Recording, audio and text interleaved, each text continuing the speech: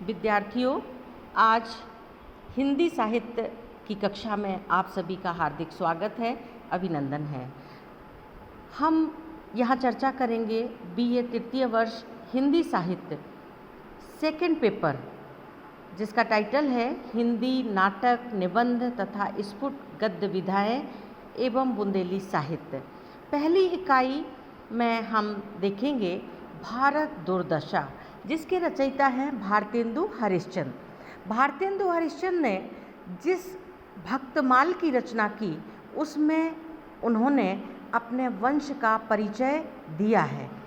वो लिखते हैं, वैश्य अग्र कुल में प्रकट बाल कृष्ण कुल पाल, तासुत गिरधर चरण रत बर गिरधारी लाल।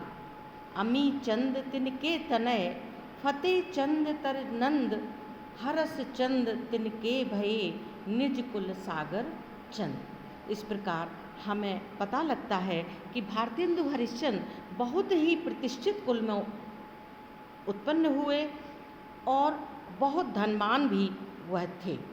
सेठ अमीचंद, जिनको अंग्रेजों ने बहुत धोखा दिया, भारतेंदु हरिश्चंद्र के ही पूर्वज थे। भारतेंदु जी के पिता बाबू गोपाल चंद जी थे, जो कविता के क्षेत्र में अपना उपनाम गिरधर दास रखते थे। आपने लगभग 40 ग्रंथ लिखे।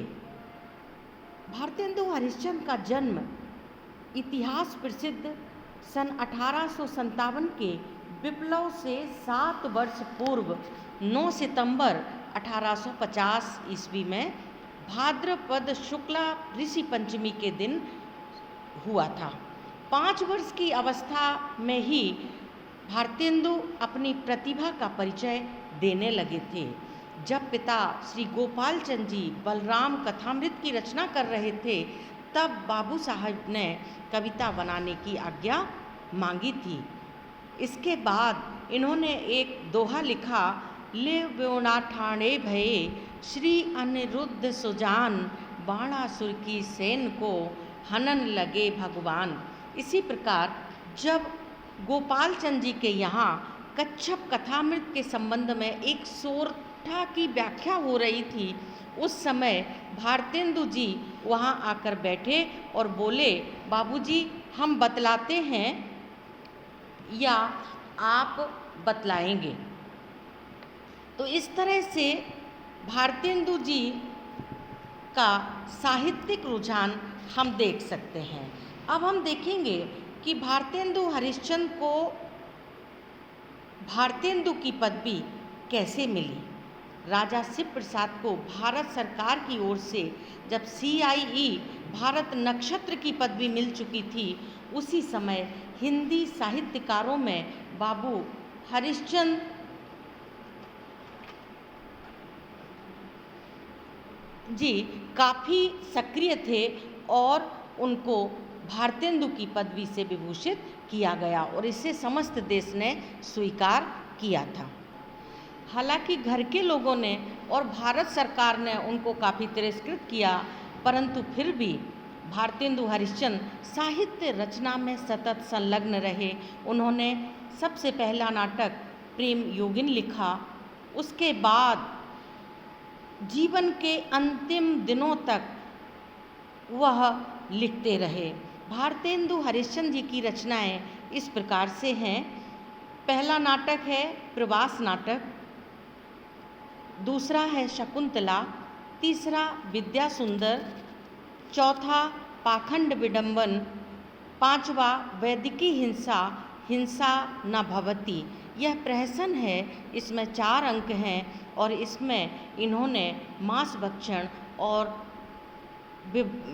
सामाजिक जो विडंबनाएं थीं उन पर करारा व्यंग किया है।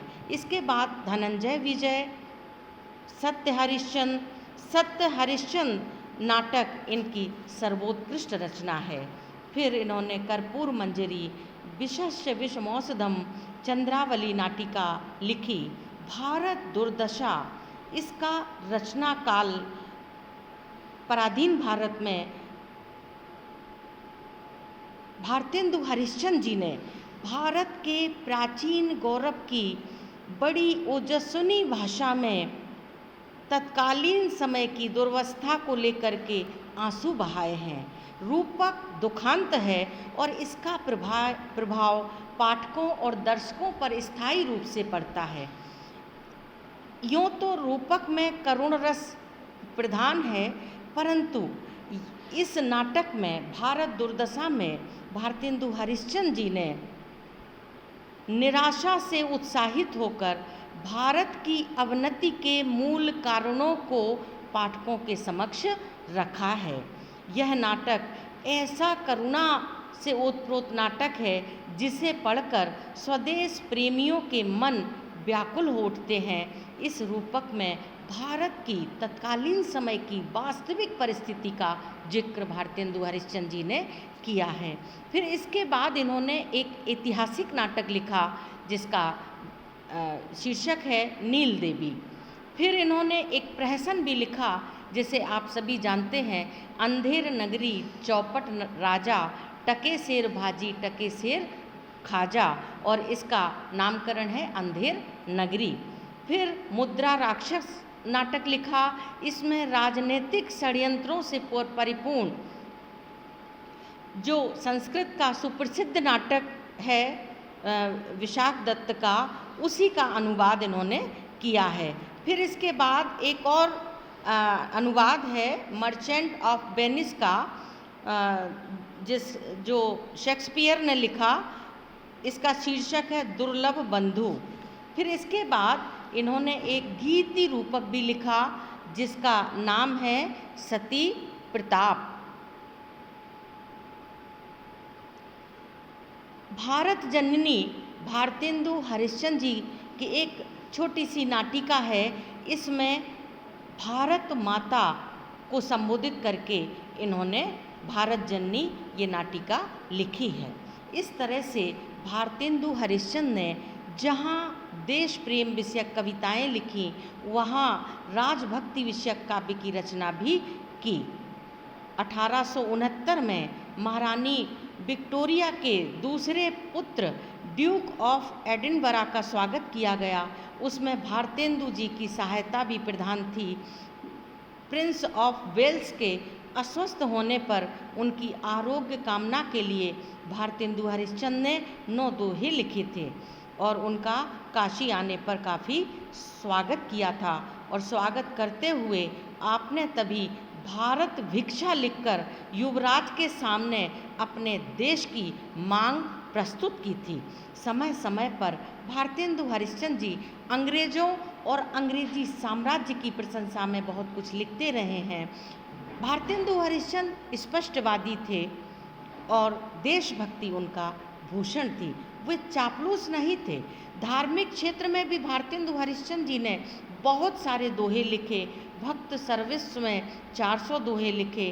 वैष्णव सर्वस्व, वल्लभी सर्वस्व, तदीय सर्वस्व, भक्ति सूत्र वैजयंती, ये इनके ग्रंथ हैं। इसके अलावा इनके 7 काव्य संग्रह हैं जो शुद्ध प्रेम पर, वास्तविक प्रेम पर इन्होंने संग्रह लिखे हैं। इनके नाम हैं प्रेम फुलवारी, प्रेम प्रलाप, प्रेमाश्रु वर्षण, प्रेम माधुरी, प्रेम मालिका, प्रेम तरंग और प्रेम सरोवर। भारतेंदु जी ने विनोदपूर्ण रचनाएं भी की हैं। इनका शीर्षक है परिहास पंचक, ये सर्वोत्कृष्ट है।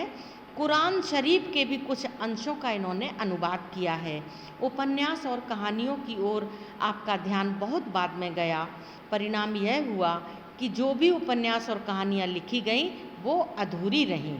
एक बार हिंदी को लेकर के भाषण देने आप गए थे, तब आपने लगातार 100 दोहे हिंदी को लेकर के लिखे। निज भाषा उन्नति है, सब उन्नति को मूल, बिन निज भाषा ज्ञान के मिटे न हिय को सूल। ये भारतेंदु हरिश्चंद्र का प्रमुख दोहा है अपने हिंदी को लेकर के। तो इस तरह से भारतेंदु हरिश्चंद्र ने बहुत साहित्य लिखा है और इस तरह से साहित्य जगत में भारतेंदु हरिश्चंद्र का नाम सदैव अमर रहेगा, इनके नाम को हम कभी झुठला नहीं सकते। भारतेंदु हरिश्चंद्र हिंदी साहित्य के प्रथम युग के बहुत बड़े साहित्यकार रहे हैं।